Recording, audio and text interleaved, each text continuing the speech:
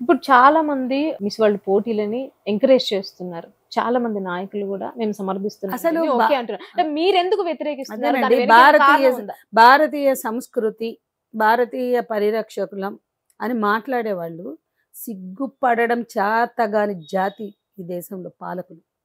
ఎందుకంటే భారతీయ సంస్కృతి అని మాట్లాడతారు, భారతదేశం అంటారు, సార్వభౌమాధికారం అంటారు. దేనికోసం ఈ పోటీలు? ఏ హిందూ సంస్కృతి, ఏ భారతీయ సంస్కృతి మాట్లాడాలి కాషాయ మొక్కలు? ఎందుకు మాట్లాడరు? హ్మ్. ఇంత చించుకుంటున్నారే ఇవాళ. ఎందుకు మీరొచ్చి మిస్ వరల్డ్‌ని అలౌ చేస్తున్నారు? అది భారతీయ సంస్కృతా? ఆ బికినీ పోటీలు మనకు కావాలా? ఆ గుడ్డ పేలికల పోటీలు మనకు కావాలా?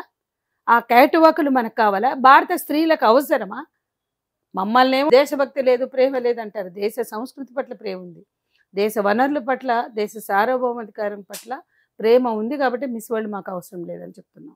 మీకుంటే మీరు ఆపండి. అసలు ఎందుకు అనుమతిస్తున్నారు? హ్మ్. గత సంవత్సరం ముంబైలో 78వ ఎడిషన్ అనుమతించింది బీజేపీ ప్రభుత్వమే. బీజేపీ, శివసేన, ఆర్ఎస్ఎస్‌లే.